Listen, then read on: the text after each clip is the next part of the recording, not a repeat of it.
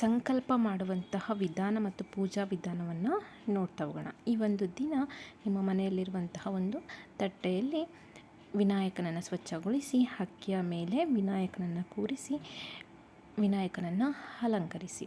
ವಿನಾಯಕನಿಗೆ ನೀವು ಗಂಧ ಅಥವಾ ಅರಿಶಿಣ, ಕುಂಕುಮ ಇವುಗಳನ್ನು ನೀವು ಅರ್ಪಿಸ್ಬೋದು. ಅದಾದ ಬಳಿಕ ನೀವು 21 ಗರಿಕೆ, ಹಾಗೆ ಬಿಳಿ ಎಕ್ಕದ ಹೂವುಗಳು, ಹಾಗೆ ಕೆಂಪು ಹೂವುಗಳಾಗಿರ್ಬೋದು, ಹಾಗೆ 21 ಕಡಲೆಕಾಳಿನ ಹಾರವನ್ನು ಸಹ ನೀವು ವಿನಾಯಕನಿಗೆ ಅರ್ಪಿಸಬೇಕು. ಅದಾದ ಬಳಿಕ ನೀವೇನು ಮಾಡಬೇಕು, ಅಕ್ಕಿ ಹಿಟ್ಟಿನಿಂದ ನೀವು ವಿನಾಯಕನನ್ನು ಕೂರಿಸುವ ಜಾಗದಲ್ಲಿ ಒಂದು ಪೀಠವನ್ನು ಇಟ್ಟು ರಂಗೋಲಿಯನ್ನು ಹಾಕಿ ನೀವು ವಿನಾಯಕನನ್ನು ಕೂರಿಸ್ಬೋದು. ಅದಾದ ನಂತರ ನೀವು ತೆಂಗಿನಕಾಯಿಯ ದೀಪವನ್ನು ಬೆಳಗಿಸಿ ನೀವು ನಿಮ್ಮ ಸಂಕಲ್ಪವನ್ನು ಮಾಡ್ಕೋಬೇಕು.